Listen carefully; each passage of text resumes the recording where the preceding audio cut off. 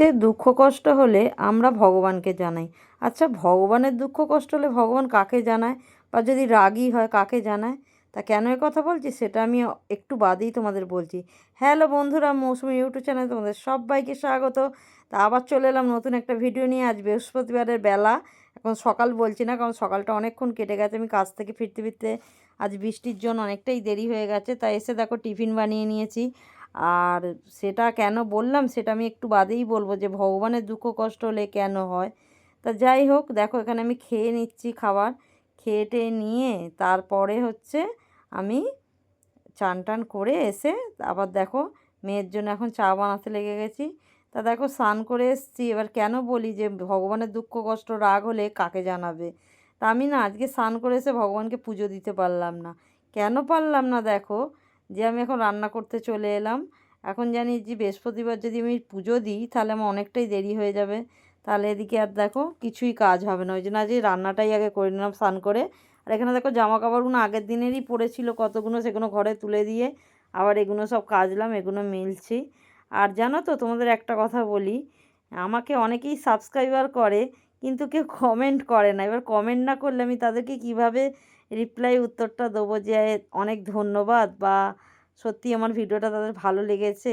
তা যাদেরকেই বলি, যারা আমাকে সাবস্ক্রাইব করছো বা করবে বলে ভাবছো আমার ভিডিও দেখে, তারা একটা করে ছোট্ট করে কমেন্ট করে যাও। তাহলে আমি সঙ্গে সঙ্গে তোমাদেরকে একটা রিপ্লাই দিতে পারি বা একটা ধন্যবাদ জানাতে পারি। আমি মন থেকে বলছি, যারা আমাকে সাবস্ক্রাইব করছো বা লাইক করো, শেয়ার করো, তাদেরকে আমি মন থেকে অনেক অনেক ধন্যবাদ জানাচ্ছি।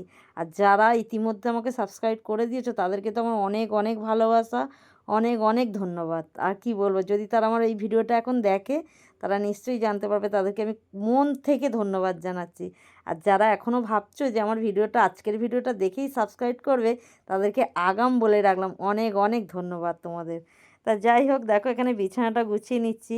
এবার বলি যে কেন যে ভগবানের রাগ হলে, সত্যি কথাই বলো, এই যে ভগবানকে আজকে আমি খেতে দিলাম না, বেলায় দেবো বলে ভাবলাম, আবার আমাকে স্নান করতে হবে, আবার পুজো করতে হবে।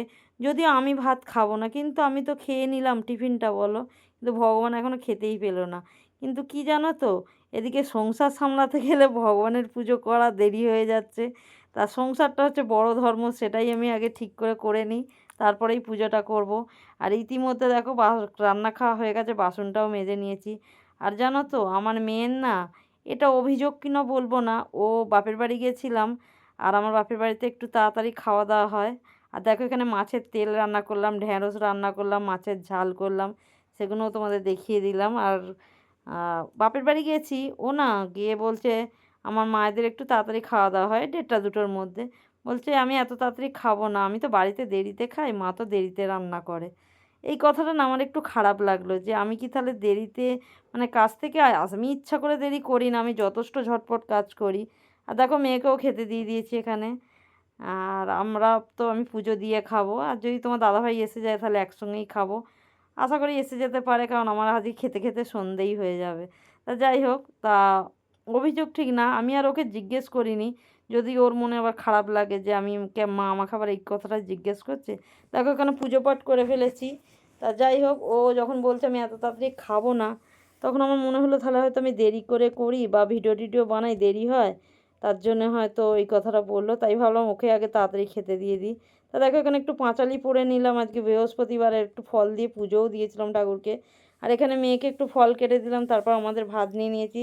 বললাম তোমার দাদাভাই এসে যাবে, তাহলে ওরও ভাতটা বেড়ে নিয়েছে, আর আমি খাবার টেবিলে, ও খাবে নিচে, তাই একসঙ্গে নিচেই বসে গেছি দুজনে ভাত খেতে। তা আমার ভিডিওগুলো কে থেকে দেখো অবশ্যই কমেন্ট করো।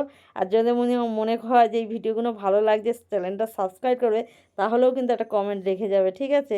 তাহলে আমি সঙ্গে সঙ্গে গিয়ে একটু রিপ্লাই দিতে পারবো আমার ভালো লাগাটা। তা সবাই ভালো থেকো, সুস্থ থেকো। আমার ভিডিওটা আমি আজকে এখানেই শেষ করছি। আর আজকে ভিডিওটা একটু দেরিতে দিলাম, যেহেতু বৃহস্পতিবার, এডিট করতে একটু সময় লাগলো। তাহলে চলো সবাই ভালো থেকো, কিন্তু আজকের মতো টাটা।